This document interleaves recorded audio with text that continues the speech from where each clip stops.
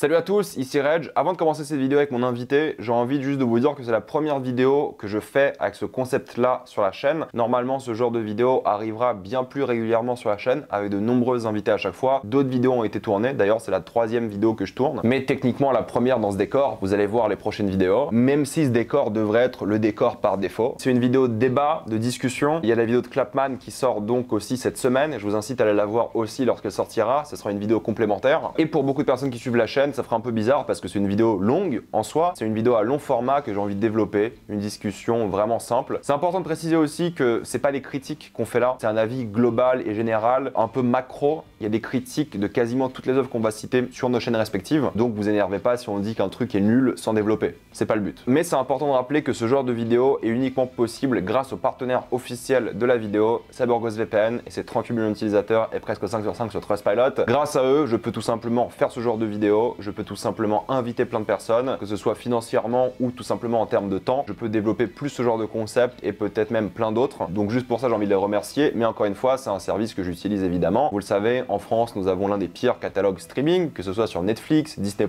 Par exemple, sur Netflix, il y a Equalizer 3 qui est déjà sorti et aussi Dumb Money. Vous prenez un VPN dans n'importe quel pays, que ce soit la Belgique, la Suisse, le Canada ou même plein d'autres pour la VOSTFR et même la VEF pour ceux que ça intéresse, vous débloquez une puissance absolue en termes de streaming. Les catalogues n'ont rien à voir sur Netflix et Disney+, par exemple. Et même Apple viennent d'ajouter Killers of the Flower Moon. C'est pas rien. Et pour les pressés, vous pouvez aussi découvrir Max bien en avance. Il y a des pays de l'Union européenne qui ont déjà Max. Et pour les gros consommateurs de YouTube, vous avez évidemment YouTube Premium pour beaucoup moins cher. Vous prenez un VPN en Argentine, en Inde, en Roumanie, en Turquie, ça sera moins cher. Vous pouvez partager un compte avec 7 personnes au total. C'est disponible sur tous vos appareils préférés. C'est super simple d'utilisation. En quelques clics, c'est fait sans aucun problème. Vous pouvez essayer par vous-même car vous êtes satisfait ou remboursé sous 45 jours et vous avez une assistance technique en français 24h7. Utilisez le lien dans la description et dans le commentaire épinglé afin de vous abonner à CyberGhost VPN et bénéficier de 83% de réduction plus 4 mois gratuits. Foncez sur l'offre. Ton film préféré du MCU, c'est Ant-Man 3, on est d'accord?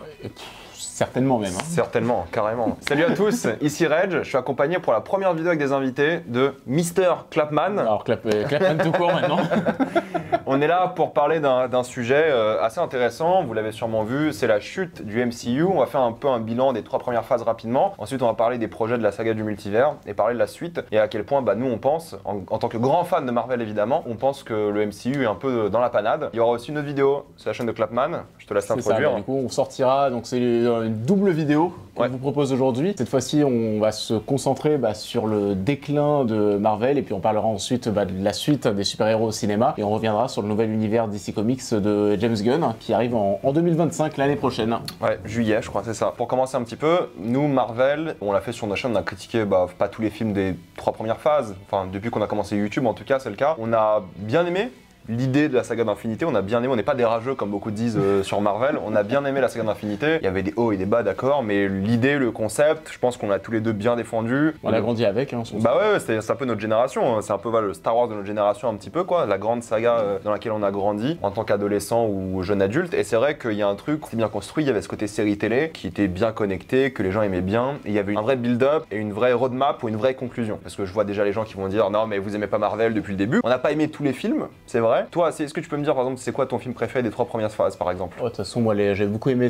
les gardiens. Alors, le premier Gardien de la Galaxie, le Captain America 2, le Winter Soldier que j'avais bien aimé, le Infinity War aussi que les gens avaient beaucoup aimé, le premier Avengers aussi. Non c'est vrai qu'il y a eu pas mal de projets quand même mine de rien qu'on avait beaucoup aimé, un petit peu moins dernièrement et c'est vrai que maintenant on commence beaucoup à avoir cette image finalement de gros rageux envers Marvel alors que finalement non, c'est vrai qu'il faut quand même se rendre compte que la qualité des films et des séries aussi, parce que bon on va y revenir mais c'est vrai que les séries c'était plutôt bien parti et puis c'est vrai que les derniers projets étaient moins convaincants. Moi je dirais que même les films c'est plutôt bien parti. Début de phase 4, on va en parler, hein, mais c'est vrai qu'il y avait un truc qui était une culmination d'un truc. Toi, je me rappelle dans ta vidéo, t'avais même entre guillemets pleuré sur la vidéo Endgame. Ah mais ça ouais, je pense que là il y avait ce côté aussi où t'avais les 10-15 ans de MCU qui se terminaient et puis tu te dis c'est quand même une grosse page qui se tournait et après c'est vrai qu'il y a eu quand même 2-3 projets intéressants derrière sur lesquels on va revenir, mais c'est vrai que l'an passé, 2023, ça a été compliqué pour Marvel. Ouais non c'est clair, c'est vrai qu'on avait vraiment ce côté où on suivait le truc et là on le voit un peu peu dégringolé, ce qui est un peu triste aussi, mais c'est un peu leur faute aussi, c'est ça qui est intéressant. Techniquement, ça s'est fini avec Spider-Man Far From Home. Très bizarre aussi de dire que finalement l'univers se terminait pas forcément avec la phase ne se terminait pas avec Avengers Endgame, mais se terminait avec Far From Home. Ouais, mais après c'était un peu vendu comme ça. Ouais, mais c'était un petit peu cohérent dans le sens où ça passait quoi. C'était par rapport aux événements d'Endgame et tout, là où la phase du multivers, ils oublient presque, sauf le fameux blip qu'ils appellent ça, ils l'oublient dans la saga du multivers. Mais c'est vrai que juste on va commencer avec les films, pour le coup, on va parler des séries après. C'est que le premier film du coup de la saga du multivers, c'était Black Widow, qui est quand même assez particulier. Tu sais, un film Black Widow qui aurait dû sortir il y a 10 ans plus tôt, sur un projet qui est donc après, spoiler, la mort de Natasha, qui est pas mauvais en soi, mais personne je pense s'en rappelle, et c'est pas le film le plus marquant. Et c'est vrai que commencer la nouvelle saga du multivers en théorie avec un film avant, presque en mode spin-off d'un truc, flashback, ça n'a pas beaucoup d'intérêt, sauf pour introduire l'autre, qui a un nom, Florence Pugh, son personnage.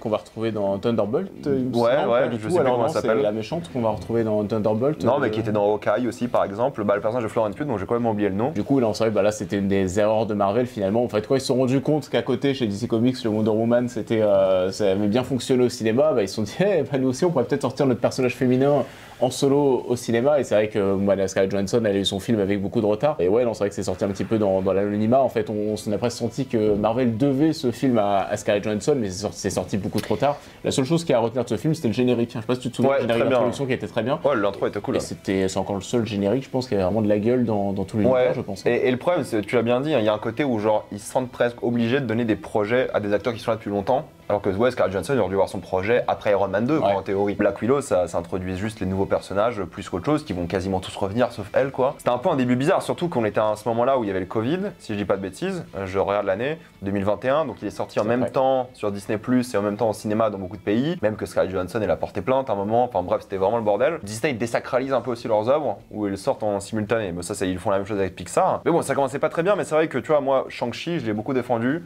J'ai trouvé ça très fun, ce mélange de kung-fu, arts martiaux, de super-héros avec des acteurs en plus hongkongais très connus, l'ambiance, même si à la fin ça finit en mode kaiju, donc c'était vraiment bien respecté, c'était une bonne ambiance. Je me suis dit, ok, la relève est entre guillemets là, ils vont partir dans un nouveau délire, ils introduisent des nouveaux Avengers, et moi là ça commençait plutôt bien. Je pense que tu avais bien apprécié aussi. J'ai plutôt bien apprécié. Pas le dernier acte, le climax, je l'avais trouvé un peu bordélique, un peu dégueulasse. Quand même 2-3 parties pris dans ce genre de projet. C'est vrai que le MCU, on avait souvent la tendance à dire que finalement c'était à chaque fois les mêmes films avec un skin qui changeait. C'est toujours un petit peu le cas encore aujourd'hui, mais il y avait quand même 2-3 parties pris qui avaient été mis en place dans les projets sur lesquels tu es en train de revenir, et dont celui-ci apportait tout ce côté asiatique, les arts martiaux, qui était parfois même plutôt pas trop mal mis en scène pour les scènes de combat. Et d'ailleurs, le réalisateur qui était sur Shang-Chi devait s'occuper du prochain Avengers de Kang Dynasty. Le Kang Dynasty, finalement il a quitté le projet. Alors, c'est vrai que ça aussi, on en parlera. Il va falloir peut-être renommer le projet, c'est absolument dingue. On avait tendance à dire que tous les films se ressemblaient, donc à ce moment-là, Kevin Feige et les équipes de Marvel se sont dit, on va essayer d'apporter un petit peu plus d'identité dans les films et des petits partis pris en termes de réalisation. Et je pense que le prochain projet, c'est celui où il y a peut-être eu le plus gros parti pris. Mais juste, on va en parler. Mais juste, Shang-Chi, moi je trouve qu'il y a quand même une vraie âme. Tiens, un peu, genre ils ont fait ce film un peu pour le plaisir aussi. Tu vois que tous les acteurs ils kiffent, tout le monde est à fond dedans. Ce qu'on ressent aussi dans le prochain, dans Les Éternels, qui est l'un de mes préférés aussi du coup. Je pense que pareil, on est top 5 Marvel sur Les Éternels. Ça largement. Il y a toujours le côté un peu Marvel où tu vois que la mise en scène de Chloé Zhao, elle a été un peu bridée. Pour moi, c'est le film que Zack Snyder rêvait de faire, quoi. Non mais voilà, ça s'inspire quand même beaucoup de Man of Steel et de l'esthétique, même Zack Snyder, en bien. Je dirais pas forcément que tu vois vraiment la vision d'auteur tout le temps dedans, mais t'as quand même des séquences vraiment mémorables où il crée vraiment une mythologie. Le côté civilisation, les dieux de la planète, on voit les jardins suspendus de Babylone, des choses comme ça. En même temps, il y a cette relation platonique, plus ou moins platonique, je crois, entre le personnage d'Angelina Jolie. Déjà, Angelina Jolie dans un MCU, c'est dingue, en théorie, tu vois, quand il pense. Et il y avait plein de trucs hyper cool. L'utilisation du Superman, entre guillemets, du MCU, même le Flash du MCU est dedans, quoi. C'est vrai que la super vitesse était super bien gérée. T'avais à côté le Flash de Snyder où tout le monde est en train de se moquer de lui et de sa manière de courir. Donc c'est vrai que ça avait de la gueule. Il y avait un côté même épique avec cette créature qui sortait qu'on n'a jamais réévoqué dans le MCU. Pas encore, ça va venir, mais c'est vrai que c'est bon là maintenant. Un film un peu plus mature et tu dis ok, là ils vont entre guillemets faire de la maturité et en même temps avoir du cœur avec genre Shang-Chi, ça s'en plutôt bien quoi. Moi j'adore les Éternels, je l'ai revu, je l'ai en 4K là, c'est un super moment. Bah, encore une fois, il y a quelques moments un peu Marvel avec des effets spéciaux un peu trop excessifs et tout, mais globalement, ça introduisait bien même le personnage de Jon Snow, de l'acteur Starrington. C'était Blade aussi. C'était Blade aussi, on entend la voix de Mahershala Ali aussi. Et c'était à quelle date Éternel qui a été sorti? C'était, je vais te dire tout dessus, mais c'était, je crois que c'était 2021, novembre 2021. Parce que novembre 2021, on avait donc les séries qui ont commencé aussi début 2021 avec WandaVision, et mais du coup 2021, on était quand même confiants. Bah on était confiants et surtout que l'année finit avec No Way Home. Tout est parti en couille à partir de là en fait. Tout est parti en couille à partir de là, merde. Bah alors No Way Home, je trouve qu'il en prend beaucoup dans la gueule récemment. Je l'avais vu la première fois, j'étais comme un gosse. Après je l'ai revu le jour même. Et tu dis en fait, ils ont fait un truc de gosse dans une échelle tellement réduite et c'est tellement décevant. Mais je trouve que même tu le regardes aujourd'hui, ça reste divertissant, pas forcément bien foutu, mais je trouve que ça se regarde très très bien comparé à beaucoup de projets du MCU. C'est peut-être l'un des pas les plus mémorables, mais qualitativement c'est pas l'un des meilleurs non plus. Il reste au milieu du MCU. En vrai, ça reste peut-être le meilleur de la trilogie de Tom Holland, quoi. Tu vois. Non, je préfère Homecoming. Ah, ok, d'accord. Moi, je fais partie des gens qui aiment bien Homecoming. Hein. Je trouve que pour ce qu'il veut faire, alors, dans son délire très teenage movie, mais je trouve que c'était plutôt pas mal. Mais après, pour revenir sur ce que tu disais, voilà, si j'ai 2h30 à tuer pour remettre un Spider-Man, je vais me remettre un Spider-Man de Sam Raimi, même un avec Andrew Garfield. Mais je me vois pas revoir No Way Home. C'est vrai que là. Ouais, c'est marrant parce que moi je pense que je peux le revoir facilement, tu vois. Maintenant que j'ai accepté que c'est une déception. La promesse, je trouve ça tellement décevant. Ah oui, par rapport à la promesse, c'est nul, mais maintenant que t'as fait ton deuil de la promesse, je trouve que le film en termes de mise en scène, il est pas bien, on est d'accord, hein, John Watts, c'est le criminel original quoi du MCU. Il va peut-être revenir pour faire les suites apparemment. Bah, qui reviennent pas. Là, il fait un film avec Brad Pitt et George Clooney, enfin c'est n'importe quoi ce gars. Il fait la série Star Wars, en prison ce gars mec. C'est abusé, c'est le Yes Man parfait. Le gros problème de No Way Home, c'est les 1,9 milliards au box-office quoi. Il sort des Éternels qui pareil, Covid, Disney+, tout ça, où il est sorti je crois un mois plus tard sur Disney+, ou 2 mois, qui fait quoi 400 millions les Éternels, Shang-Chi qui fait pareil 400 millions, le cinéma était pas encore de retour, et là No Way Home qui fait 1,8 milliard ou un truc comme ça, je crois le 5e plus gros succès de l'histoire ou 6e, il est très très bien placé. C'est là qu'on entend juste après la sortie No Way Home, reshoot de Doctor Strange 2, il faut mettre plus de multivers dedans. T'as le côté aussi très nocif je trouve de Marvel où il y a beaucoup de folie avec des contes comme le fameux là, Daniel RPK qui apparemment un insider mais qui sort des trucs à droite à gauche qui sont peut-être vrais mais les plans changent et tout. Et je pense qu'il y a une culture assez nocive des fans de Marvel à vouloir toujours trouver des leaks, des théories, des trucs. On l'a vu sur WandaVision, tu vois, les gens ils faisaient des théories toutes les semaines sur c'était quoi Mephisto, je crois. Ouais, Mephisto. Ouais. Et ça vous gâche de une des films, vos idées, tout ce que vous avez fait par rapport à ça. On l'a vu sur Doctor Strange, l'image avec tous les caméos. T'es en mode, mais déjà c'est impossible, ça va vous gâcher le truc. Moi j'aime bien Doctor Strange, vraiment, je trouve que Sam Raimi se débrouille bien, j'aime vraiment bien le film. C'est l'un de mes préférés aussi du MCU parce que tu vois un peu la patte de Sam Raimi, il y a ce côté un peu horrifique, mais la scène des Illuminati, ça te sort tellement du truc. Enfin, tu vois que c'est un reshoot qui a été fait au dernier moment, les dialogues ils ont été écrits à l'arrache, et tu vois que ça a été fait dans un studio, même la photo est pas du tout la même. Là c'est vraiment des trucs gris et tout, t'es en mode, qu'est-ce que ça fout là? Ça sent les reshoots à fond. C'est le truc qui a, je pense, qui a fait mal à Marvel, c'est le côté un peu leak, du coup ils vont plus jamais oser tourner en extérieur, ce qui va gâcher tout leur film, entre guillemets, gâcher, hein. Il y a le côté où les fans vont avoir des attentes de fou. C'est pour ça que Secret Wars, ils vont faire le festival des caméos de l'extrême. De toute façon, le but de Secret Wars, ça va être de faire plus fort qu'Avengers Endgame. Ouais, on en parlera après, mais c'est vrai que tu vois, cette mentalité-là qu'a installé No Way Home, elle est vraiment pas bonne, quoi. Et les gens en ont déjà marre, et du multivers, et du fanservice, parce qu'ils essaient toujours d'aller plus loin, quoi. T'es dans un truc où, clairement, t'as vu le cahier des charges plus qu'autre chose, alors que l'histoire en soi du Doctor Strange 2 est trop cool, sympa, le côté mentorat, les visuels et tout, c'était vraiment très très cool. T'as l'impression que Marvel, ils sont toujours là derrière, il faut qu'on fasse du fanservice, il faut qu'on fasse ça, il faut qu'on motive les gens à retourner parce que c'est ce qu'ils veulent, tu vois. Là, les projets de toute façon se reposent beaucoup là-dessus et ça, c'est vrai que c'est un gros souci parce que finalement, là, on se rend compte, même là dernièrement, que les projets finalement qui ne se reposent pas sur du fanservice, sur des caméos, des choses comme ça, bah, ils ont beaucoup plus de mal en tout cas à les vendre, à faire des entrées au box-office avec. Ce qui est quand même assez drôle parce que tu vois, les Gardiens, avant qui sortent le premier Gardien, c'était pas des gens dans les comics très très connus. Donc en théorie, tu vois, même Shang-Chi, moi je connaissais vite fait, mais pas trop. Et ça a bien marché pour moi, Shang-Chi, tu vois. Moi j'étais content de le voir. Mais là, tu sors quand même Doctor Strange 2, il faut mettre des caméos. Moi je voulais juste voir des aventures de Doctor Strange 2, quoi. Et t'as ce côté où ils essaient de build up un truc sur plusieurs plateformes, on en parle après des séries, où ça va pas du tout parce qu'il y a déjà trop de trucs et surtout que sans l'obligation de faire du multivers constamment, quoi. Et Doctor Strange, en vrai, oui, il y avait le truc multivers où ils allaient dans plein de dimensions et tout qui était cool. On va dire un épisode de Rick et Morty, je crois que c'est d'ailleurs un scénariste de Rick et Morty, peu importe, tu ressens ce truc où ils sont un peu forcés, quoi. Ils se forcent, mais ils en gardent aussi beaucoup sur le coude parce que moi je me souviens que même pour Doctor Strange, j'ai l'impression qu'on survolait un petit peu encore le multivers, qu'on rentrait pas encore à fond dedans, garder les attentes pour le giga multivers qu'on va se prendre un moment en pleine face. On joue sur ces attentes et sur ce multivers qui va arriver un jour ou l'autre pour que les fans répondent encore présent. À la limite, là, si les films sont cool, qu'il y ait une séquence un peu nulle où tu sens que c'est forcé, c'est pas très grave. Mais c'est qu'après, pour beaucoup de personnes, Marvel, ça se casse un peu la gueule. Le film d'après, c'est Thor Love and Thunder, que moi je défends jusqu'à la fin de ma vie. Ouais, bah que les gens ont vraiment pas aimé ça pour le coup. On est vraiment pas aimé. Je suis d'accord pour dire que c'est un Taika Waititi mineur, même dans sa carrière à lui. Je sais pas si c'est son pire film avec le dernier qui est sorti, la Next Goal Wins. Mais pour moi, il reste quand même très divertissant. Il y a quand même une patte d'auteur qui se ressent. C'est juste qu'au fait, les gens, je pense qu'ils sont sortis de Ragnarok où t'avais un Thor rigolo. Ouais. Ils sont retournés à Infinity War où il y avait un Thor sérieux. Et là, tu retournes dans le délire Ragnarok, tu vois. Et je pense que ça a un peu fait tâche dans le sens où les gens voulaient un Thor sérieux. Oui, il y avait plein de problèmes sur les effets spéciaux, on en a vu. Mais quand même, l'histoire qu'il raconte est, je trouve, assez réussie. Ça désacralise le truc, mais c'était toujours un peu le but. Et il a fait Ragnarok en plus extrême, quoi. Sauf que là, les gens, ils ont déconnecté totalement. Ouais, même Taika Waititi, ils ont commencé à le détester. Ah bah ouais, parce que c'est même plus sûr finalement, vu que son nom il a vraiment été entaché par ça, bah, qu'il fasse vraiment son film Star Wars, hein, même. Ouais, bon, ça, il le fera jamais, ça, c'est sûr. Mais du coup, pour revenir sur ce qu'on disait, que c'est vrai que cette nouvelle phase a été beaucoup marquée par le fait de laisser les réalisateurs s'exprimer. Bah là, sur ce projet, on le sent encore, parce que voilà, on sait que c'est un film de Taika Waititi, et donc après on adhère pas au délire. En tout cas, c'est un film qui a sa propre identité. Depuis, on a juste eu après The Marvels, hein, c'est ça? C'est la suite hein. De Marvels, on a quand même. Attends, doucement. Il y a Black Panther 2. Oh là là. Il y a Black Panther 2, je suis en train de penser à alors là, pour moi, à partir de. Enfin là, déjà, celui-ci, pour moi, c'est comme No Way Home, c'est celui où on n'a pas vraiment d'identité marquée. Et pour le coup, ça a été un petit non-événement, ce Black Panther. Beaucoup de choses pour vendre le film, notamment la disparition de Chadwick. Black Panther, j'ai l'impression, on en a parlé, et puis on est passé directement, je pense, hors Marvel, mais il y avait Avatar qui sortait un mois après, je crois, donc Avatar 2. Donc c'est vrai que bon, finalement, Black Panther.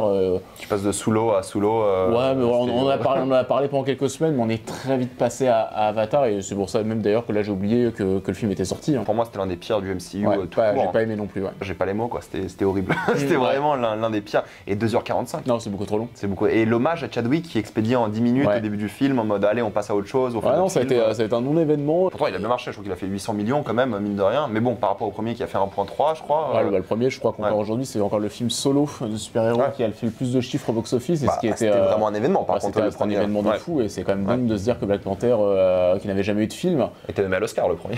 Ouais, il avait même été aux Oscars, et puis non, mais que ça faisait même mieux que des Spider-Man, que des Iron Man, que les films Batman. Enfin, c'était un truc de fou furieux. Hein. Bah forcément, la disparition de Chadwick a pas aidé, mais il y avait aussi moyen de faire un bon film, que ce soit hommage ou pas, peu importe, juste un bon film tout court, quoi. Personne n'a envie de revoir. Non. Je sais même pas comment elle s'appelle, tu vois, pour te dire. J'ai quand même oublié son nom. Et à l'actrice et au personnage, quoi. Personne n'a envie de la revoir en Black Panther. C'est Shuri, du coup. Shuri, c'est ça. Mais l'actrice, je me souviens plus. Personne n'a envie de la revoir, quoi. Tu vois, genre vraiment, t'es en mode ouais, nul quoi, ton film est nul, ton personnage est nul, ça donne vraiment pas envie quoi. Quand on voit finalement qui sont les nouveaux Avengers aujourd'hui, tu te dis quand même heureusement qu'il y a Spider-Man quoi. Parce que... Et encore, on va voir si Tom Holland il revient quoi. Parce que... Oh non, je pense que lui il est chaud, mais bon, pas pour signer encore pour 10 piges parce qu'il a envie de faire d'autres choses. Tom Holland. On rentre en 2023 avec Ant-Man 3.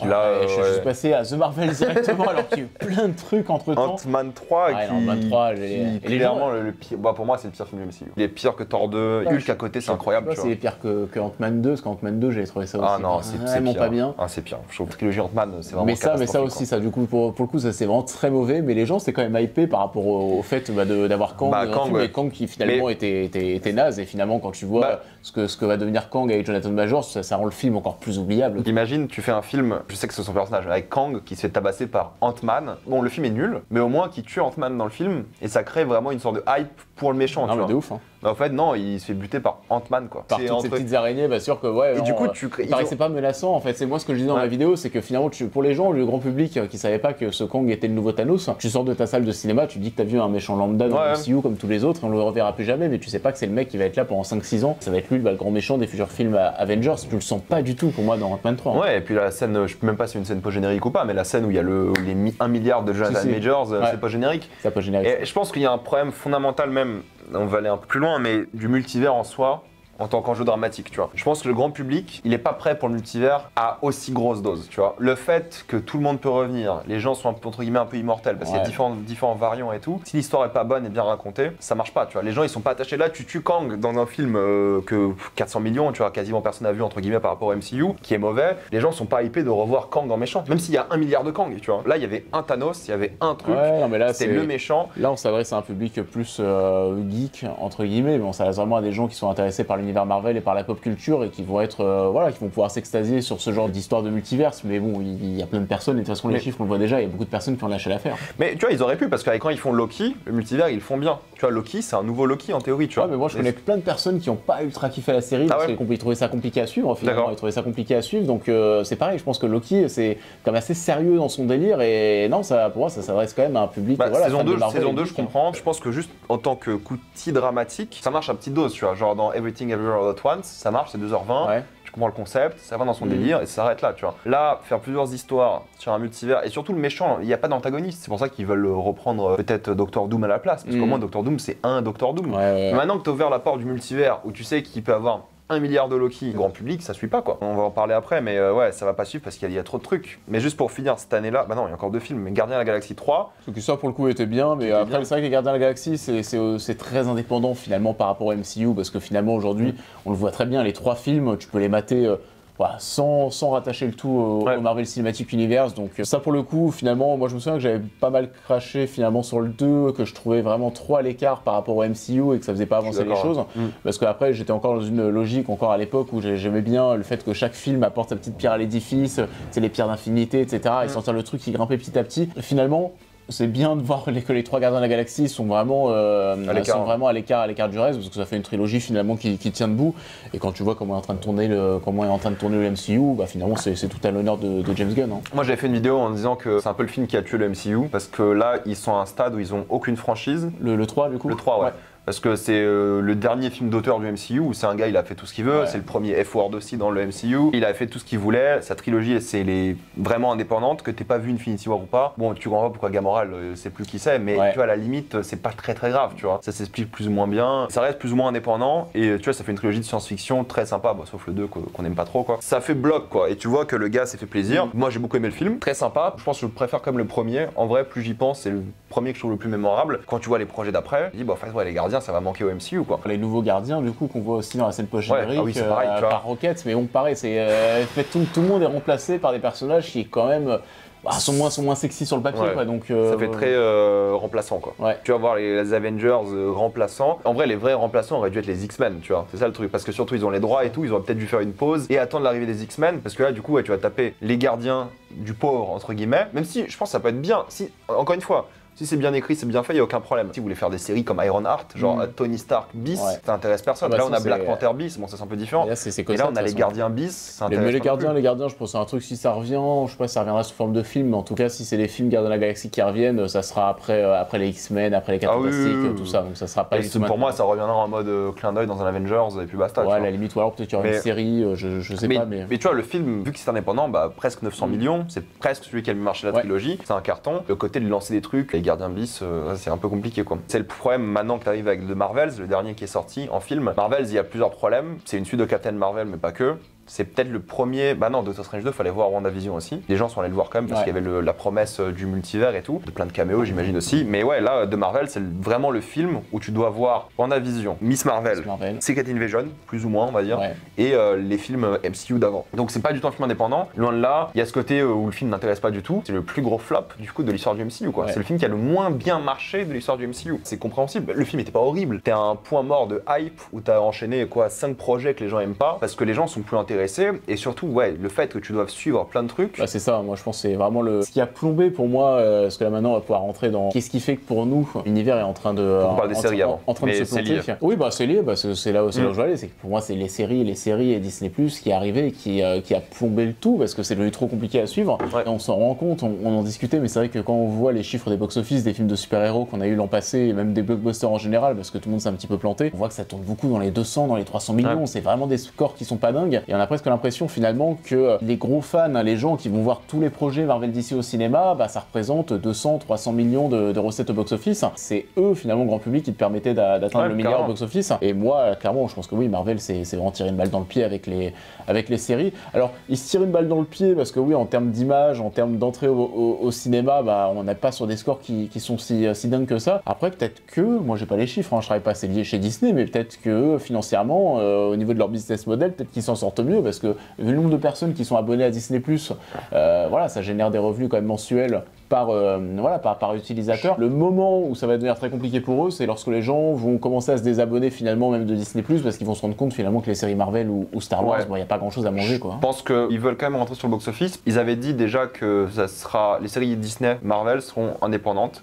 Et au début, ils avaient dit ça n'a pas besoin de voir les séries pour voir les films et tout. Ça a capoté dès la première série. Totalement faux. Genre dès la première série, c'était faux. Faux. Et même à l'époque où tu avais Doctor Strange et Wanda qui se parlaient, dans Doctor Strange 2, Wanda lui dit non mais tu sais pas ce que j'ai vécu. Et Doctor Strange il fait mais j'ai pas vu ta série donc je sais pas quoi. Ça a capoté dès le début. Il y a ça et surtout que le box-office rapporte plus d'argent. Ça les plateformes le savent. C'est pour ça que les plateformes maintenant, tu vois, Disney, avant ils sortaient leur film Marvel 1 ou 2 mois après sur Disney+.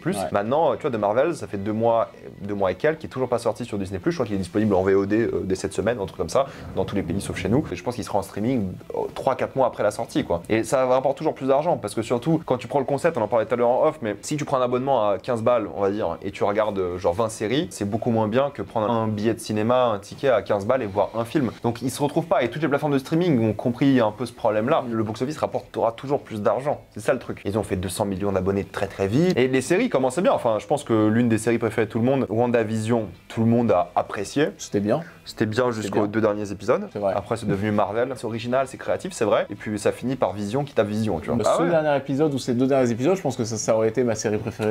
Préférée même devant Loki. Hein. J'avais beaucoup aimé, mais c'est vrai que le final, le final était quand même moins bien et rentrait finalement dans les standards qu'on connaissait déjà du côté de chez Marvel. Je suis carrément d'accord. Mais tu vois, il y a toujours ce cahier des charges Marvel, il faut que ça finisse en baston, tu vois, grosse baston à la fin. Faucon et Soldat d'hiver. Moi, pareil, j'apprécie beaucoup la série. Sûr que c'était en 6 épisodes, c'était plus court, très sympa. Un peu cette critique des États-Unis qu'on avait d'habitude dans les films Captain America. Mais pareil, dernier épisode, le gros truc Marvel à la con, tu vois. Genre, grosse scène d'action inintéressante, les méchants pas intéressants. La révélation du costume, tout ça, mais c'est vrai que. Très kitsch. Non, moi j'ai bien aimé. Enfin, oui, retour à cette ambiance un peu plus Soldat de l'hiver. Et moi j'aime bien, Anthony Mackie, Captain America. Et ça, pour le coup, je pense que là, si on parle des futurs projets, le futur Captain America, c'est peut-être celui qui m'intéresse le plus, mais pareil, je suis pas sûr que on en parle après de ça. Mais après, la grosse surprise, enfin surprise entre guillemets, c'est Loki, parce que tu vois, là c'était le risque, on prend un Loki d'une scène dans Avengers, un variant, on fait une série sur lui, mais ils ont bien raccroché ça au vrai truc, où ils lui font voir ses mémoires au début, qui il est, qu'est-ce qu'il a vécu dans un autre multivers, et du coup au final c'était assez touchant, et l'intrigue du multivers était vraiment réussie, parce que ça faisait vraiment histoire indépendante, qui introduit aussi,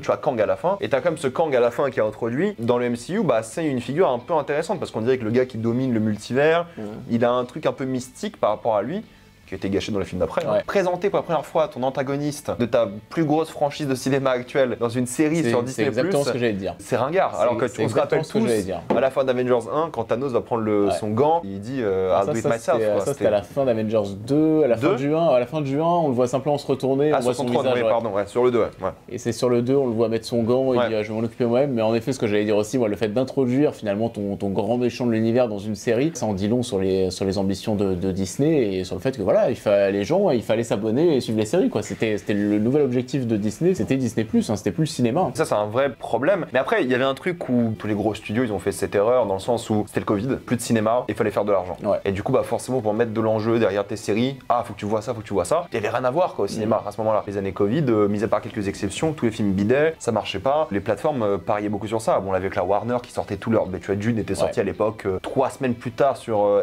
HBO Max. Dune 2 sortira jamais sur HBO Max, enfin sur Max maintenant, avant genre l'été, tu vois. Mais les questions sont quand même posées. Est-ce que je me suis quand Mulan était sorti aussi directement sur Disney+, parce que c'était pile au moment du confinement. Il y avait le Covid, mais il y avait quand même ces questions qu'on se posait. Est-ce que finalement l'avenir, c'est pas de sortir directement les films sur les plateformes de streaming et finalement la réalité économique les a rattrapés, parce que là, si aujourd'hui les films ressortent au cinéma comme avant, c'est comme tu le disais, au final, c'est que le ticket de cinéma rapporte plus d'argent. Après, c'est un autre débat, mais le streaming, il est très bien pour faire des projets, je pense, à plus petit budget. Tu vas refaire entre guillemets des films entre 10 et 80 millions. Mais quand tous tes films coûtent 250, quand toutes tes séries coûtent 250 aussi. C'est quand t'étais jeune et chez Hulk, ça coûtait super cher apparemment.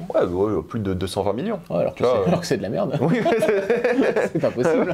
Non, voilà, c'est ça. Tu vois, on ressort tous les deux de Godzilla là, ça va pas du tout quoi. Il y a un vrai problème de budget, mais ça dans tous les domaines, surtout à LA, en Californie même de manière générale, il y a des problèmes de budget, tout coûte trop cher, les jeux vidéo, les films, les séries. Quand tu vois même des épisodes de House of Dragon, c'est 20 millions par épisode, tout coûte super cher. cher. Pourtant, ils vont filmer à l'étranger, souvent dans des pays où les salaires sont beaucoup moins élevés, et quand même, ça coûte extrêmement cher. Il y a que The Last of Us qui sortait un petit peu avec genre 10 millions par épisode, ça semblait pas cher comme série, tu vois. Mais bref, du coup, ils ont tenté une nouvelle série animée après, donc What If. Moi, très simple, What If, j'ai vu la première saison. Pour moi, il y a pareil, un vrai problème fondamental, c'est que du coup, c'est une série où chaque épisode était censé être un gros délire, où tu dis, oh, si ça s'était passé à la place de ça, mais les concepts sont nuls, les idées même des concepts sont nuls. Ils font la même pour Star Wars, hein. Peut-être, on verra bien, c'est une rumeur, ils vont faire des concepts à la con. La différence entre Mace Windu, s'il avait une épée verte au lieu de violette, tu vois. C'est le niveau de complexité. Et dans What If, ils ont tout rattaché dans la saison, tu vois. Ils ont pas fait d'épisode indépendant, c'était un mensonge. Tu vois, il y avait des épisodes dans... T'as vu la saison 1 ou pas? Si, la saison 1, j'ai vu.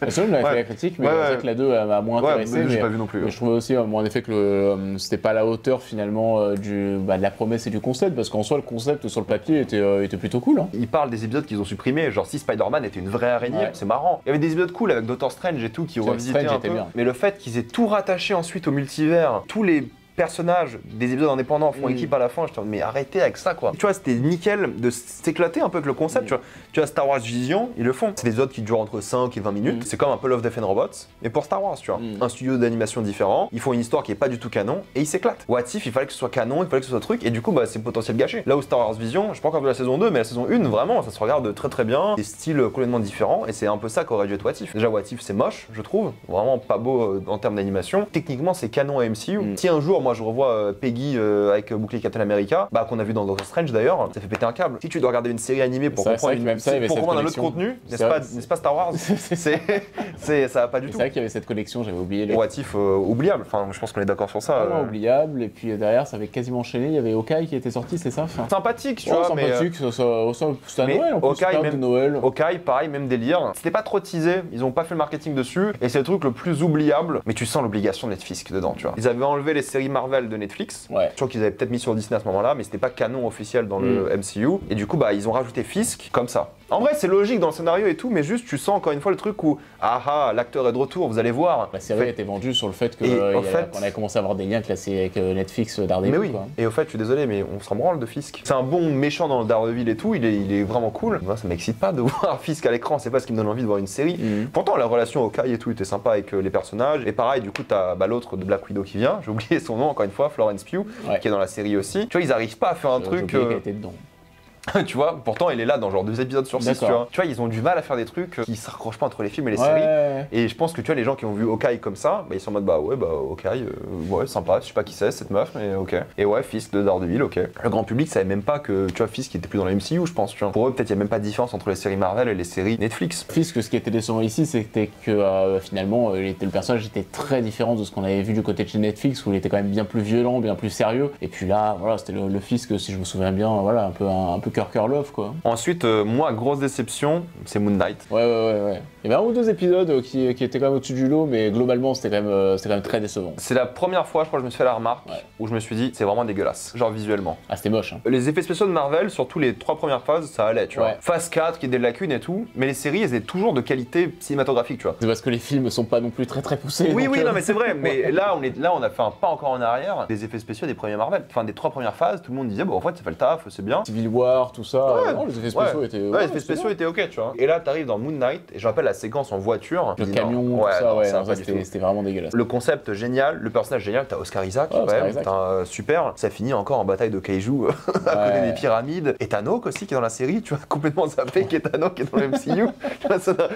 Ça n'a aucun sens, tu vois. T'as des acteurs comme ça qui tuent l'écran dans plein de films, ils jouent dedans, et tu vois, ils laissent même plus les acteurs être incroyables dans leur série, tu vois. C'est dans quelle série qu'il y avait Olivia Colman dans Secret Invasion, mais on va en parler après, mais pareil. Elle est double Oscarisée. Olivia Colman, le truc, mais qu'est-ce que tu fous là, toi? Ouais, en plus elle joue une russe, non, à l'ambassade, bref, je sais même plus ce qu'elle joue. T'as Etano, Oscar Isaac, quand même, beau duel, c'est ridicule quoi. Ouais, non, c'est pas bien. C'est ridicule, c'est vraiment dommage. Et en plus, c'est une série indépendante, tu dis, bah, il y a tout pour réussir. Il y a une saison 2 qui est prévue, ça, c'est pas officiel, mais. C'est pas officiel, mais. Ouais, je crois qu'ils la tissent quand même pas mal. Ouais, ils vont la faire, je pense. L'idée, la mythologie, le lore et tout, c'est dégueulasse, c'est pas intéressant. C'est dommage, il y a des choses bien à faire. Non, il y avait plein de choses bien à faire. Et voilà, c'est une série qui était indépendante, tu dis, ok, bah là, ça peut cartonner. Il y avait aucun lien avec aucun autre projet du MCU. C'était en plus à l'autre bout du monde pour le MCU. C'était pas à LA, c'était en Égypte. Trop cool. Non. Du coup, trop dommage qu'encore une fois, moi ça m'a hyper déçu. C'est passable moins quoi. Personne s'en rappelle. Ce qui est hyper décevant quoi. Après, bon, il y a Miss Marvel qui est sortie.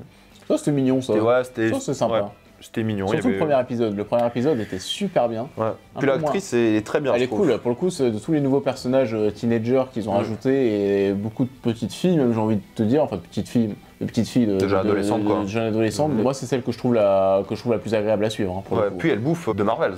C'est elle qui porte le film de Marvel. Ouais, moi j'aime bien, j'aime bien avoir elle, même sa famille, tout ça.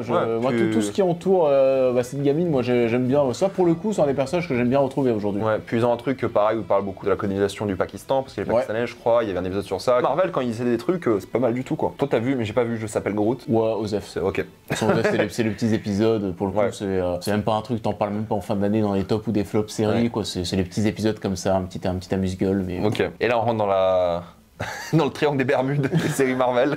Donc là on est en 2022 ou... Là on est en 2022. Ok. Donc She-Hulk. Oh.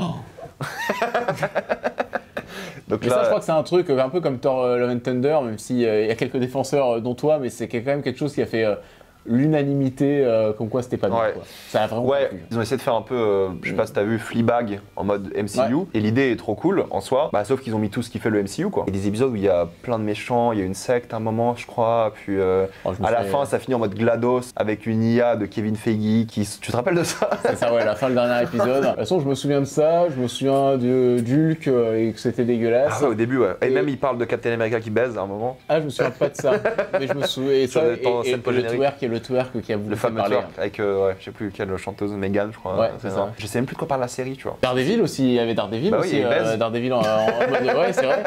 Le plan où Daredevil marche pieds nus sur la pelouse, tu dis mais qu'est-ce qu'ils ont fait? Alors moi vu que j'adore la série Daredevil sur Netflix, là quand tu débarques devant ça, je fais mais qu'est-ce qu'ils ont fait? Et en plus ça aussi, ils avaient teasé de ouf Daredevil parce que voilà, on en parlait, c'est vrai qu'ils font beaucoup de la communication sur les nouveaux projets, sur le retour, un personnage qui revient, et ils avaient grave teasé sur Daredevil, et puis il se ramène quoi, l'épisode 7 ou 8, enfin il arrive super tard. Et je crois qu'il y a les scènes d'action, il y a aucun cascadeur ou rien, c'est tout est fait en CGI je crois. Ultra athlétique pardon, il fait plein de trucs incroyables physiquement. L'acteur Charlie Cox, il a dû être là sur le tournage, 2 séquences, il a dû pécho Tatiana Maslany et partir quoi. Genre vraiment limite c'est que ça quoi. Lui ils arrêtent pas de le teaser, ils ont intérêt de pas se louper sur la série, ils sont en train de tout reboot d'ailleurs. Ouais parce que c'était tellement à chier. Donc rends-toi compte que c'était tellement à chier que même Kevin Feige il a fait ouais non c'est pas bien là. Donc imagine la série qui aurait dû sortir quoi. Ils avaient tourné la moitié en plus. Ils savent qu'il y a des grosses attentes autour de ce mec et que voilà on le tease, ils arrêtent pas de le teaser, le retour du Caïd. William on le voit aussi Daredevil lors d'une scène, mais voilà c'est histoire de raccrocher les wagons et on sait qu'il y a des grosses attentes sur ce personnage. Une scène qui n'a jamais été reprise nulle part, peut-être dans Daredevil ils vont en parler dans la série. Mais pareil Daredevil il est dans Echo pendant une séquence d'action qui est sûrement peut-être la pire scène d'action de la série. En tout cas le coordinateur de baston il revient pour la vraie série, ça a été annoncé il y a 2 jours. Là tu regardes la séquence de Echo face à Daredevil, c'est la pire séquence d'action de la série, qui veut dire quand même pas mal de choses vu la série. Tu vois c'est la pire mais bon de toute façon elle est pas si inspirée que ça. Quoi. Et ça sort de nulle part. Tu vois encore une fois tu sens le truc où vraiment il fallait Daredevil dans la série. Il y a plein de gens je pense qui pensaient, et je pense que le marketing a été fait comme ça aussi, ça sera Echo et Daredevil contre le Caïd tu vois. Je pensais qu'on allait bien plus le voir aussi. Ouais non il a une séquence d'1 minute, 30 peut-être, il dit genre 3 phrases et il s'en va quoi. Le gars est apparu dans 3 séries avant de revenir pour de vrai. Mais ils font une série, là, qui sera visiblement moins d'épisodes. La première série devait avoir 18 épisodes, donc ils ont tout rebooté parce que c'était catastrophique. Là, ils vont faire une série, je pense, de 8 à 10, quoi. C'est ce qu'ils avaient dit aussi. Ça, c'est un projet qui fait flipper aussi. Le fait que Fisk revienne, j'en ai un peu marre, quoi. Honnêtement, ça fait 4 saisons qu'on va se taper du Fisk. Pour moi, ça sera le grand méchant des saisons qui viennent, s'ils font plusieurs saisons de Daredevil. Alors, des saisons, et peut-être même, apparemment, ça pourrait être un des méchants du prochain Spider-Man au cinéma. Parce que du coup, il va devenir, on voit en scène générique, il va devenir maire de New York, donc il se peut, en effet, qu'on en parle. Après, moi, j'aime bien, le côté, alors, Spider-Man qui se fight avec le Caïd, moi c'est un truc que j'aime bien. Non, je suis d'accord de ça. Mais tu vois, ça sera Spider-Man et Daredevil. Spider-Man, il aura jamais de film indépendant. Ouais, ça veut dire que Daredevil il va se ramener aussi. De toute façon, le Spider-Man de Tom Holland sera rarement seul parce que là ils vont introduire bientôt Miles Morales pour moi. Dans la prochaine trilogie, c'est évident qu'il y aura Miles. Maintenant que techniquement toutes les séries de Marvel sont canon, revoir le Caïd pour une 4e saison en théorie, parce que c'est ça la vérité. Ça m'intéresse un peu moins. J'adore l'acteur encore une fois et je pense que ça peut être très bien, mais j'aurais aimé qu'il fasse un vrai renouveau plutôt que. Encore une fois, pour moi, c'est presque un pas en arrière en mode ok, on reprend le Caïd. On vient d'avoir 3 saisons avec le Caïd et la fin de Daredevil saison 3, c'est la fin du Caïd entre guillemets aussi. Non, c'est là on voit que Marvel fait vraiment des choix, c'est vraiment des choix marketing par rapport aux attentes des gens parce que en vrai, dans un univers logique, dans un monde normal, tu récupères les séries, les droits, tout ça, tu recastes tout le monde, quoi, tu vois, tu refais un nouveau Caïd, un nouvel acteur et c'est quand même bizarre t'as ton univers Kevin Feige qui fait tout son univers depuis des années et qui finalement va le raccrocher à quelque chose qui n'a rien à voir en termes de ton, en termes d'ambiance. Genre ça n'a absolument rien à voir en termes d'univers, mais finalement on a raccroché ça parce que les gens adoraient l'acteur de Daredevil, les gens adorent l'acteur du Caïd, et on s'est dit voilà, ça va faire kiffer tout le monde, bah on va choisir. Moi, ça me dérange pas qu'ils reprennent les mêmes acteurs comme ils ont fait avec J.K. Simmons, tu vois. Moi, ça me dérange pas qu'ils reprennent ces gens-là. Ouais, mais en termes de cohérence d'univers, c'est un peu bizarre. Ouais, je pense que, honnêtement, je pense que ça balèque. C'est pour ça que c'est pas des choix artistiques, c'est des choix marketing. Le fait qu'ils aient dit que les séries Netflix soient canon, balèque. Franchement, rien à battre. Ça, c'est parce que nous, on se détache finalement de tout ça, mais t'as des gens là qui entendent que maintenant les séries sont devenues canon, mais il y a des gens qui vont se remater tous les épisodes pour regarder s'il y a une cohérence dans l'univers et pour aller détecter finalement des incohérences par rapport à certaines choses. Qu'ils aillent toucher de l'herbe, je sais pas. Ouais, mais si tu veux que ton univers soit totalement cohérent, il faut penser à toutes ces petites choses. Mais nous, finalement, aujourd'hui, on a pris un peu de recul et puis on s'est rendu compte que voilà, finalement, il y a des choix qui sont pris en mode balèque. Bah nous aussi, il faut regarder ça aussi. Et puis en vrai, avec plus de légèreté. Ils disent que c'est canon, mais tant que le film ou la série ne dit pas que c'est canon, tant que ça ne référence pas des événements qui ont eu lieu avant, ça veut rien dire. C'est comme là, petit aparté, mais le jeu Indiana Jones, la Bethesda, qui sera entre le Temple Maudit et Dernière Croisade, balèque total, rien à battre, tu vois, et il sera canon, on s'en fout. Ça c'est pour les bandeurs de lore, tu vois. Tout le respect que je dois pour eux, mais en vrai, techniquement, pour les œuvres en soi, on s'en fout. Et le lore de manière générale, sauf si vraiment il y a un vrai build-up qui est fait dans les films, on s'en fout, tu vois. Qui disent que c'est canon, je sais pas quoi, franchement, rien à battre. Et c'est ça qui est pénible avec Marvel et même Star Wars, c'est qu'ils canonisent tellement tout dans leur tête. Et ils pensent que tout le monde a vu leur truc qu'ils ont fait, alors que pas du tout. Ah non, mais là, de toute façon, c'est devenu trop compliqué à suivre. Ouais, donc Echo, c'était nul, on est d'accord. De toute façon, là, on fait pas des critiques, hein. Toutes nos critiques sont dispo de quasiment toutes ces œuvres sur nos chaînes. Vision, on peut aller très vite dessus aussi, c'est nul, on passe à la suite. Mais juste, surtout, Skate Vision, ce qui est dommage, c'est que le concept est fou. Les acteurs sont fous, il y a quand même tout le monde qui revient. Et la pauvre parler, ça aurait pu être un film de ouf en fait. Est-ce qu'on peut parler d'Emilia Clarke? La pauvre qui se tape les pires franchises de l'histoire entre le retour de Terminator, de Star Wars, le solo. Star Wars, la pauvre. Et là le MCU. Ah non, mais de toute façon, et t'as ce plan avec elle avec le bras de Drax. J'ai envie de pleurer pour elle, quoi. La pauvre, vraiment pas de bol, quoi. Maintenant les séries qui vont sortir, Agatha. Alors là, il n'y a pas grand chose de très excitant, il me semble. Ça donne pas du tout envie. Hein. Non. Moi, je pense qu'ils vont essayer de rejouer la case WandaVision. Ils vont refaire des parodies. Refaire ce qui marche. Hein. Ouais, des parodies de je sais pas quoi, peut-être de la télé ou autre. J'adore l'actrice, hein, pour le coup, je l'aime beaucoup. Mais c'est que le projet m'intéresse pas. Faire une série avec elle.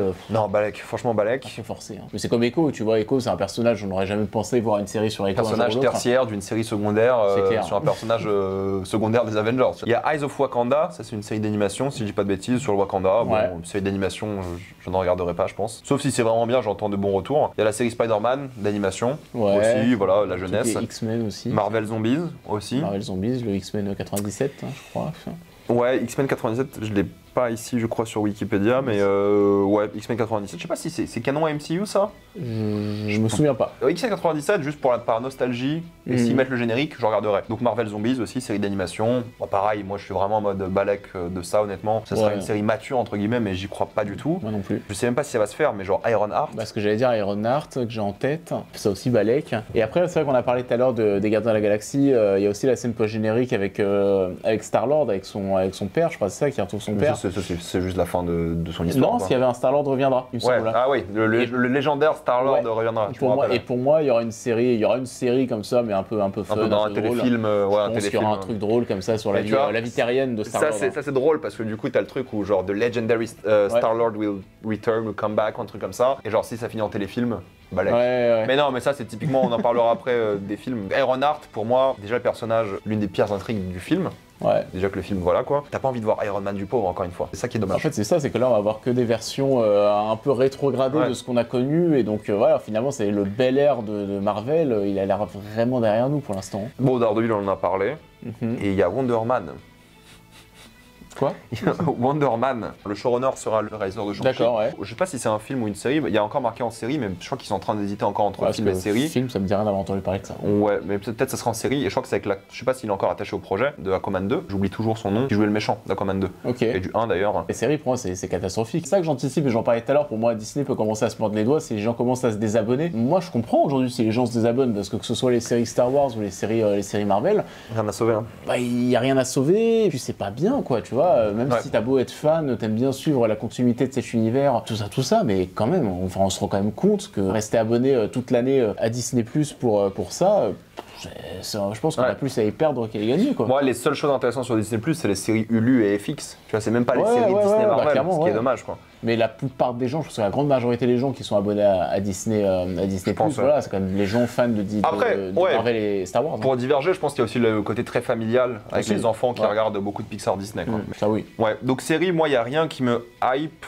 vraiment. Ça ne donne pas du tout envie. Rien du tout. Pour parler des films, donc là, il n'y en a qu'un seul du MCU qui sort cette année, pour la première fois depuis, j'imagine, 2008 ou 2009, un truc comme ça. C'est Deadpool 3. Mais qui va marcher. Le prochain, qui va bien marcher, je pense. Mais qui va marcher parce que, encore une fois, caméo, fanservice, mais c'est pas forcément dire que ça sera bien. Ça va être un enfer. Moi, je le dis depuis le début. Reynolds, il va faire son Deadpool, ok. Le retour de Hugh Jackman, je comprends, c'est son pote et tout, mais pour moi, ça gâche Logan. Que ce soit canon ou pas, peu importe. Ce que les gens ils comprennent pas, c'est que ça gâche l'émotion du truc. On dit, voilà, ça c'est l'adieu de Logan. Donc quand tu vas revoir Logan plus tard dans ta vie, ah ben non, il y a Deadpool 3. Et c'est sûr, ils vont faire des références à Logan dans Deadpool 3. Il y aura sûrement X23 du coup de Logan. Il y aura un festival de caméos. Mais juste l'émotion d'en voir Hugh Jackman, alors que quand tu regardais Logan, tu savais que c'était la fin. Et c'est une belle fin. Et là, il revient et t'es en mode. Déjà, ça fait un peu chier. Ça, je peux le mettre de côté. Moi, ce qui me dérange, c'est que c'est Sean Levy qui réalise. Il a fait que des trucs que je trouve pas fondamentalement mauvais, mais c'est un yes man, quoi. Tu vois, pour moi, c'est Reynolds qui réalise, tu vois, entre guillemets. C'est lui qui écrit avec Sean Levy et c'est lui qui dit quoi faire, quoi. Non, mais ça va être un bon délire, mais il n'y aura pas grand-chose à en tirer non plus. Et le festival de caméos qu'on va se taper, ça va être insupportable. Mais ça, après, pareil, tu vois, on parle de festival de caméo, on en parlait pour Doctor Strange 2 tout à l'heure. Ça va être pire. Est-ce que ça va vraiment être le cas? Est-ce que tu vois, il n'y aura pas une énorme com là-dessus pour que les gens commencent à faire des théories? Puis moi, aujourd'hui, tu vas te rendre compte que non, c'est surtout un film sur Deadpool et Wolverine ensemble, quoi. Moi, je le souhaite. Au début, ils vont se taper, ensuite, ils vont être potes et ils vont taper quelqu'un d'autre. On sait comment ça se passe, tu vois. Ça va être ça l'histoire. Je pense que les gens vont quand même. Le fait de retrouver Jackman, le costume jaune aussi qui va avoir. Je suis sûr que ça va marcher. Si ça peut éviter d'être un festival de caméo, je sais qu'en mise en scène, ça sera pas fou. On le sait, mais à la limite, c'est pas grave, tu vois. Genre, si c'est un bon moment, si le marketing est sur ça et que le film est vraiment ça, je sais que ça va me sauver. J'attends plus un projet drôle et fun à suivre qu'un festival de caméo. Hein. J'espère, on verra. Je crois que la bande-annonce là pour le Super Bowl, mais pour voir un peu c'est quoi l'histoire, j'espère que c'est ça. Une aventure de Deadpool qui va limite tuer tout le MCU comme dans les comics ou un truc un peu drôle comme ça, ou même qui pourchasse Wolverine dans le multivers, j'en sais rien, un truc un peu drôle, qui ait 20 milliards de caméos dedans. Si c'est bien fait, pourquoi pas. Si c'est un peu comme Deadpool 2 où t'as Matt Damon que tu reconnais pas, c'est rigolo, tu vois. Ça, pourquoi pas. Ou Brad Pitt ou tout ça, ça ok, tu vois, ça je dis ok, ça c'est rigolo, c'est bien utilisé. Qu'est-ce qu'il fout là? C'était David Leitch qui réalisait son pote, quoi. Moi j'ai peur que là, tu vois, ils ont appelé l'univers X-Men de la Fox, ils vont appeler tout le monde, ils vont appeler tout le MCU entre guillemets, ils vont y aller à fond. J'espère qu'ils vont quand même garder l'histoire concentrée sur les personnages. Moi j'ai adoré le premier Deadpool, l'idée, le concept, je trouve que c'était vraiment top. Le deuxième j'ai vraiment eu du mal, faut que je me le revoie. Moi je préfère le second. Ok. J'ai passé un meilleur moment devant le second. Ouais, ok. C'est un projet qui fait peur. Je pense que c'est le seul projet ou l'un des seuls projets de Marvel qui va dépasser le milliard, de l'année même, des films qui vont dépasser le milliard cette année. Mais ça dépend du marketing. Pour moi, si le marketing est réussi et ils arrivent à trouver un peu cette vibe, parce que tu vois, c'est Ryan Reynolds, pareil, c'est le genre de gars, je pense que un peu comme The Rock, il est sur la fin de son personnage, tu vois. S'il n'arrive pas un peu à se renouveler, je pense que là, c'est Deadpool 3. Il sort un film avant, en plus, il sort Blue & Company. Ça sera un film familial. J'espère qu'il sera bien parce que j'aime bien Krasinski. Je pense qu'il est sur la fin de son truc, tu vois. Ça, c'est le seul de cette année. C'est le seul de cette année. Et l'année prochaine, je crois que c'est pas ultra sexy non plus. Captain America. Alors ça, à voir, mais le fait de ne pas retrouver Chris Evans, je pense que ça va poser un problème auprès de beaucoup de personnes. Il y a beaucoup de personnes qui vont pas passer qui vont pas les racistes franchir, peut-être aussi, mais vont pas franchir le cap, Ouais, le cap. Donc c'est bien dit. Je pense que Mackie, il a le charisme pour jouer le Captain America, on est d'accord sur ça. Il y a Harrison Ford aussi, dedans, qui va jouer une sorte de Red Hulk dégueulasse. Ils sont repartis sur 6 mois de reshoot, parce qu'apparemment le film était nul.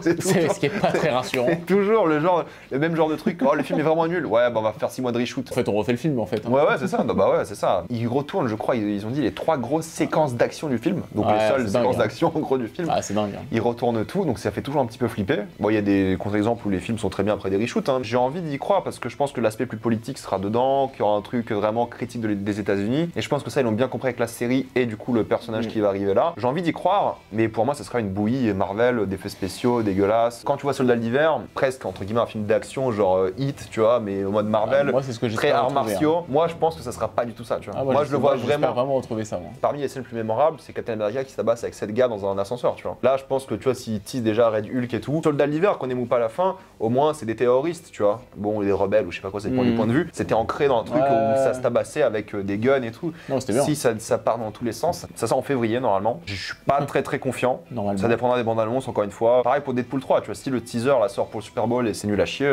ça donnera encore moins envie. Et ils savent que le teaser est super important pour le Deadpool 3. Deadpool, c'est niveau communication, c'est tellement facile à vendre. Toutes les codes de Deadpool sont tellement bien foutues. Mais ça le problème, c'est que je pense que Ryan Reynolds il fait Deadpool depuis 10 ans. tu vois. Même dans ses coms à lui, il a ce côté qui est tellement peu sérieux et sarcastique dans tout ce qu'il fait. Ouais. Il y a un certain moment, moi je déconnecte un petit peu. Il a sa marque de téléphonie, je crois, Mint Mobile au Canada. Il a son équipe de foot. Wrexham, je sais pas si t'as vu quelques épisodes de Welcome to Wrexham. Non, je sais pas vu. J'ai regardé un petit peu, c'est sympa, mais en fait, il joue toujours le même gars. Même dans une télé-réalité, il joue un gars, tu vois.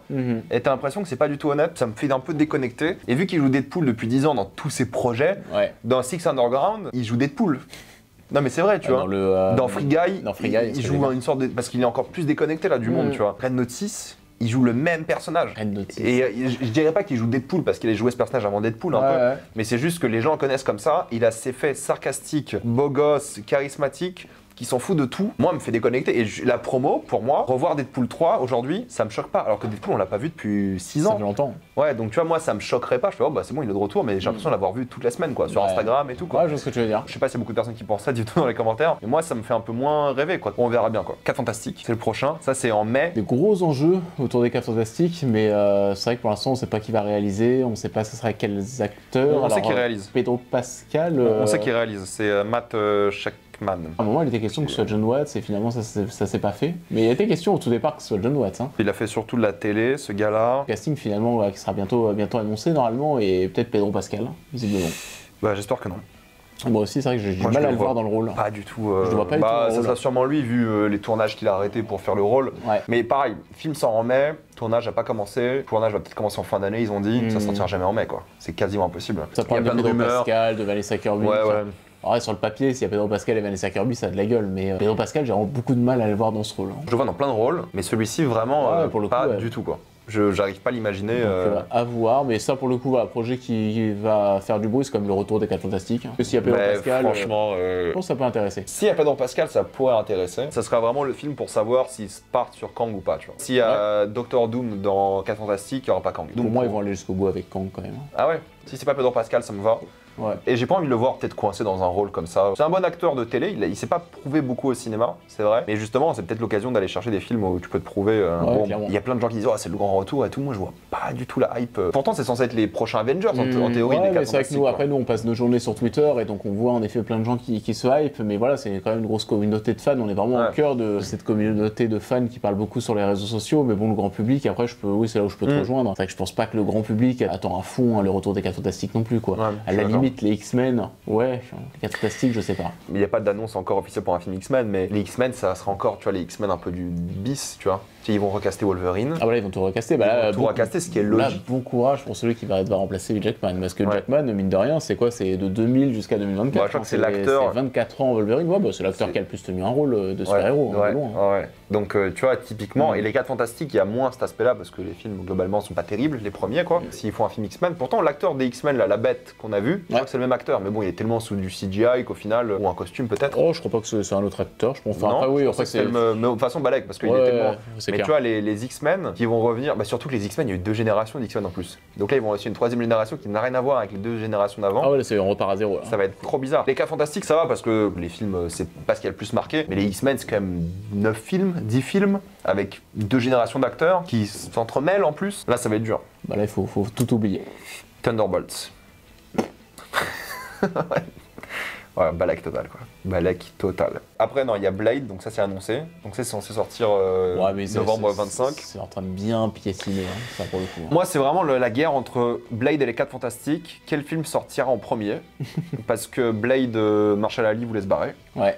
Parce que le script a été réécrit plusieurs fois. Il était personnage tertiaire dans son script, dans son propre film, ce qui est trop bizarre. Le film sortira en même temps que le jeu, quoi. Donc en 2026. Moi, je le vois un peu comme ça. Ce serait une bonne com. Hein. Ouais, ça sort en même temps que le jeu. Quand tu vois que là, finalement, le jeu Avatar, ça aurait été bien que le jeu Avatar il soit sorti plutôt en même temps que le film. Ça aurait été dingue en termes de vente, hein, je pense. Hein. Ouais, c'est clair. J'aime bien l'idée, j'aime bien le personnage. Et ce serait le grand retour, pas du R-rated parce qu'il y aura Deadpool avant, mais le grand retour d'un truc vraiment sombre, on espère. Hein. Mais ouais, Marshall Ali, c'est un choix en plus fantastique, quoi. Un gars double Oscarisé qui va porter une licence comme ça dans un film en théorie hyper prenant. Et je pense qu'il n'a pas accepté ce rôle que pour le bif. Marshall Ali, il n'a pas toujours fait des projets incroyables. Et je l'ai jamais vu faire un truc où il n'est pas motivé, tu vois. Ouais, non, là, je pense qu'il a envie de marquer le personnage, mais c'est vrai que là, pour moi, c'est vraiment le choix de casting le plus cool de cette phase du multivers, je pense. Bah largement, oui. Le faire partir, c'est un aveu d'échec quoi. Vraiment, c'est comme faire partir Henry Cavill. Ça serait un énorme aveu d'échec pour moi. Tu te rends compte que oui, que les ambitions elles peuvent pas être aussi hautes finalement. Si tu peux pas garder un acteur comme ça dans ton univers, bah, tu dis voilà, on va rester finalement un univers de seconde zone au cinéma et puis c'est terminé. Et c'est ok parce que tu vois, quand ils ont commencé la phase 1, c'était pas mis à part Robert qui était un peu, mais bon, il sortait d'une période difficile dans sa carrière. Ils ont pas pris des grands acteurs et c'est tout à fait ok, tu vois. Entre guillemets, pas des grands acteurs, il y avait des très bons acteurs dedans. Les Avengers originaux, donc ils ont pris pas des no-name, mais des gens qui galéraient un petit peu. Ils ont mis dans Avengers et depuis, tous les acteurs des Avengers sont des stars et surtout, bon pas tous font des films intéressants, mais beaucoup font des films intéressants, tu vois, depuis. Parce que le marketing, en fait, de jouer dans Avengers et tout, ça aide aussi, tu vois, pour vendre des films. J'ai très peur, mais pareil, le réalisateur, c'est un peu un yes man. Il est français, tiens, en plus. Donc s'il regarde cette vidéo, je suis désolé.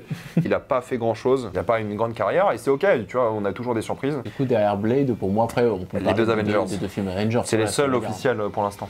Donc Blade novembre 2025, donc, ensuite Avengers 5 qui a du coup changé de nom, Avengers 5 mai 2026 et Secret Wars mai 2027. La finalité de tout ça, ce qui fait que le MCU a cartonné jusqu'à Endgame, c'est qu'on savait très bien que voilà, t'avais quand même ce build-up qui se faisait de plus en plus pour arriver jusqu'à cette gigantesque confrontation. Maintenant la question qu'on doit se poser, c'est voilà, comment faire, parce que là le but de Marvel maintenant ça va être de faire encore plus fort qu'Endgame, quoi, de réussir à recréer cette hype. Finalement vu qu'on est vraiment dans l'ère du multiverse, Secret Wars normalement ça devrait être avec tous les acteurs qu'on a là dans le MCU actuellement forcément, mais aussi faire revenir tout le monde et de tous les univers, qu'il y ait même les 4 Fantastiques des années 2000, qu'il y ait les X-Men des années 2000. Pour moi, on va faire revenir Robert Downey Jr., Chris Evans. C'est sûr, pour moi, c'est sûr. Pour moi, c'est le Secret Wars. J'ai pas du tout envie qu'ils reviennent, mais c'est sûr qu'ils vont revenir. Ouais, mais pour moi, Secret Wars, la promesse, ça va être, il faudra faire revenir absolument tout le monde. Donc ça va être le giga bordel. Ah oui, c'est sûr, il y aura Toby, il y aura Robert. Ouais, normalement, alors le chèque va être très fort parce que là, il y a beaucoup de personnes à faire revenir. La promesse, ça va être ça. J'espère vraiment que non, quoi. Les Robert, Chris Evans, j'espère que non. Les Toby et tout, ça me dérange pas, c'est la phase un peu récente,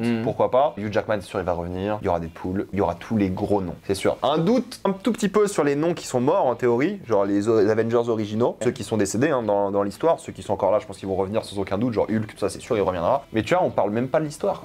Bah non, c'est pour ça, ouais. C'est normal, le film sort dans 3 ans. Mais c'est juste que Secret Wars, à la base, c'est fait pour une raison. Ouais. Et moi, je vois pas du tout la raison pour l'instant dans le MCU, alors que ça sort dans 3 ans. Thanos a été introduit, on savait que ça sortait dans 6 ans, et on savait déjà ça allait être quoi l'histoire. On avait compris un peu les pierres d'infinité et tout, on avait un peu un délire. Là, juste avant, du coup, Secret Wars, comme il y a Kang, dynastie qui aurait dû sortir. Donc Majors, c'est terminé. Alors ça, c'est encore un énorme sketch. Qu'ils aient viré ou pas, je peux comprendre, mais c'est juste un énorme sketch dans le sens où il était là déjà plein de fois. Il est facile à recaster, pour le coup, dans l'idée du multivers. Par contre, c'est vrai qu'il donne pas envie, tu vois, même en tant que méchant. Non, il donne pas envie, dans un cas artistiquement, et même là, comme je disais, moi, c'est avec même Doctor Strange et tous ces projets où je trouvais qu'on effleurait vraiment encore le multiverse. Là, j'ai pas l'impression de me dire que la fin de cet univers du multiverse, la saga du multiverse, bah, ça va être là dans 3 ans, quoi, parce que j'ai l'impression qu'on est encore au tout début, et qu'on est même à peine rentré dedans, quoi. J'ai pas l'impression d'avoir eu encore un gros projet avec le multiverse. Donc ouais, non, c'est vrai que moi je vois pas trop où est-ce qu'on va, et après c'est vrai que c'est très révélateur parce que là quand tu parles de ces 2 films Avengers, on sait déjà que finalement la promesse ça va être d'avoir des interactions de personnages et d'acteurs d'anciens rôles qui vont revenir. Ça va être No Way Home de l'enfer. Mais c'est ça, mais en fait tout se repose vraiment là-dessus. Alors peut-être que le premier qui s'appelle peut-être encore aujourd'hui Kang Dynasty, où il va être Avengers Secret Wars partie 1 et 2 au final. Ouais, alors peut-être que celui-ci en effet il y aura peut-être pas encore tout le monde, mais c'est vrai que là, le casting des Avengers, du coup, qu'on aura dans ce film, heureusement que Spider-Man deal avec Sony a continué, parce que sinon, il y avait que Shuri et Strange. Captain Marvel, c'était ça les 3. Oui, il y avait l'image qui était partagée là récemment. Attends, j'avais fait un TikTok parce qu'après, tous les jeunes acteurs, là, toutes les gamines, même les Miss Marvel, même si on disait que c'est plutôt sympathique, bon, c'est pas forcément ce qui te donne envie de voir au cinéma. J'ai l'image ici. Captain America, donc Hulk. Captain Marvel. La guêpe, déjà qu'il y ait la guêpe et Ant-Man dans cette image, déjà c'est un énorme problème. Avec She-Hulk, non mais ouais, non, mais c'est vrai que là tu sors. Tu vois, même ça, je me suis dit, mais c'est qui elle? Je fais, c'est la meuf de Shang-Chi, tu vois, je m'en rappelais plus. Mais ça, tu sors demain une affiche là pour l'Avengers 5 avec ces acteurs.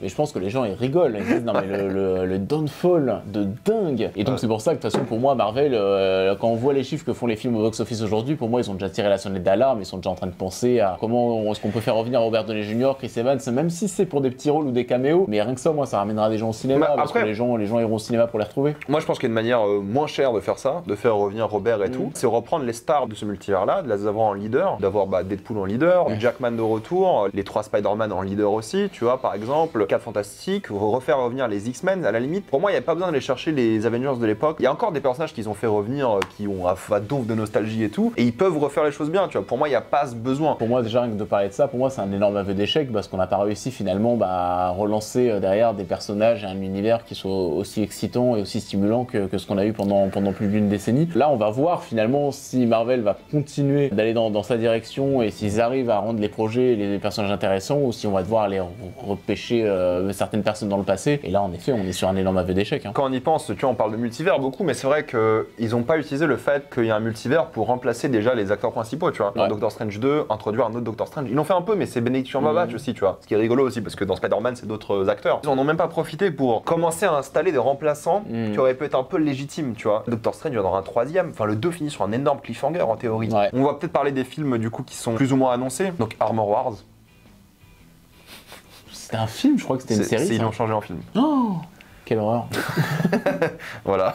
Ça fait des scores à la Blue Beetle, ça c'est... qui va aller voir ça? C'est pas possible. Ça me paraît typiquement le genre de film qu'ils auraient dû sortir il y a 10-15 ans, quoi. C'est une cata. Ah, vas-y, fais-moi rêver. C'est quoi la suite? Donc suite à No Way Home. Ça va être attendu, ça, une nouvelle trilogie, mais je suis très curieux de savoir quel sera le réalisateur, mais sur un Spider-Man plus mature avec Tom Holland, il y a un truc sympa à faire. Et avec Miles Morales, il y a une bonne trilogie à faire. Tu penses qu'ils vont tenter dans le MCU? Dans No Way Home, ils l'ont introduit. Ouais, ce sera un autre Venom, il y aura plutôt mardi. Non, c'est sûr, c'est sûr. Venom, Carnage, tout ça, c'est des choses qui peuvent arriver. Le Caïd, Venom, Carnage, ça peut être des méchants. Alors, franchement, si le prochain Spider-Man, je me tape Daredevil, le Caïd, ça donne pas envie. Là, Spider-Man, c'est ton seul gros nom que t'as dans le MCU. Ouais. Vraiment gros nom. Tu vas le faire affronter le Caïd, alors qu'il a tapé Thanos. L'idée de revenir à un truc plus local, pourquoi pas? Mais laisse Daredevil taper le Caïd si tu veux, et donne des trucs sérieux à faire à Spider-Man. Tu veux dire un Spider-Man plus mature, plus grand et tout, mais fais-le devenir le leader des Avengers à la limite. Est-ce que c'est vrai que même là, Spider-Man, vu qu'il repart sur un costume fait maison, tout ça, il a plus les technologies stars que c'est... Ça va me casser les couilles. Non, moi je trouve ça bien le fait de c'est bien, non, je suis d'accord sur ça. Spider-Man plus terre à terre, moi je trouve ça cool. Je suis d'accord sur ça. Terre à terre, ok. Ça fait sens de le voir du coup avec ça m'intéresse plus quoi, tu vois, si c'est ça le truc. Venom, je suis chaud, tu vois, je me dis bah ok. Parce qu'ils ont fait toute la panoplie des gros méchants déjà dans le MCU. Ouais, mais ça arrivera après certainement, mais c'est vrai que je vois bien là un épisode fait maison avec le Caïd, Venom, Carnage, tout ça, c'est pour après. Si ils refont revenir Spider-Man dans une sorte de Homecoming pour adultes, ça me saoule un petit peu. Je pense que ça va être ça. Par contre, apparemment Zendaya qui pourrait être de retour et ça aussi finalement petit aveu d'échec parce que ça, moi je trouvais ça bien que ça se termine comme ça dans No Way Home avec Zendaya et puis qu'il la laisse et puis qu'il passe à autre chose et puis Stacy ou un truc comme ça. Qu'on me fasse une nouvelle love story, mais bon. Il est trop bankable. Bah c'est ça, c'est Zendaya, trop bankable et donc. Il sera encore plus bankable d'ici là. Ouais. Pour moi, c'est le genre de film que tu fais avant la deuxième partie d'Avengers, tu vois, en 2026. De toute façon, il sortira pas avant, c'est sûr. Ouais. Ça à suivre. Du coup, Spider-Man, pourquoi pas. C'est vrai qu'après, oui, quand tu dis les suites de Strange, de Black Panther, peut-être. Ouais, rien n'est officiel de ce point de vue-là pour l'instant. Il y a Shang-Chi qui est officiel. Ouais. J'ai bien aimé le premier. J'ai envie d'y croire que le prochain peut être bien. Ça reste un truc mineur, quoi, quand même. Bah, ça dépend comment il le joue, tu vois. Tu te rappelles, ils ont teasé les 10 anneaux là. On n'a pas entendu parler. On n'a pas entendu parler depuis. Il y a une scène post-générique à la fin avec sa sœur, je crois. Je sais même plus ce qui se passe, quoi. Si on doit parler des trucs qu'ils ont teasés qui ont jamais eu lieu. Ah mon dieu. On s'arrête jamais, quoi. Howard the Duck. Ah ouais, bah ça à la limite. On voyait en arrière-plan en regardant la galaxie. Le film X-Men, quoi, forcément. Ça va être surtout ça, les nouveaux rails du nouveau MCU, ça va être les X-Men, quoi. Pour le coup, c'est vraiment un univers presque à part. Littéralement. Donc on de Marvel, tu vois que c'est un univers à part. Ça peut vraiment relancer peut-être une petite décennie de films de super-héros dont Marvel aurait bien besoin, quoi, parce que là, on sent quand même qu'on est arrivé en bout de course et je sais qu'il y a beaucoup de personnes qui s'y accrochent. Nous aussi, on s'y accroche, quoi. Bah nous, c'est pour faire nos vidéos aussi, mais c'est qu'on s'y accroche. Parce qu'on a bien aimé. Je sens, de toute façon, on en parle souvent, mais je sens qu'on a quand même pas mal des gros jeux. Après, on a grandi, c'est bête. Ça reste aussi des projets qui visent un public adolescent et donc. Ouais, après, je pense que nous, si on serait pas youtubeur, on en parlerait moins aussi. Tu vois, j'aurais pas rushé sur Echo la première semaine, quoi. J'aurais dit allez, je tente plus tard. Ouais, non, mais c'est clair, mais bon, je comprends que tu vois des gens qui ont 35 ans, 40 ans, ça les intéresse plus de regarder ce type de projet, quoi, clairement. Ouais, bah on a fait un peu le tour, hein. Trop de projets, le multivers mal géré, les films pas ouf. Ouais, trop bordélique. Bah, trop bordélique, que ce soit sur le fond, sur la forme, donc que ce soit au niveau des sorties, cinéma, Disney+, et sur l'explication du multivers, on sait pas trop où on va. Même là, le multivers, mine de rien, ça a commencé depuis quand? Depuis 2021, on a quitté,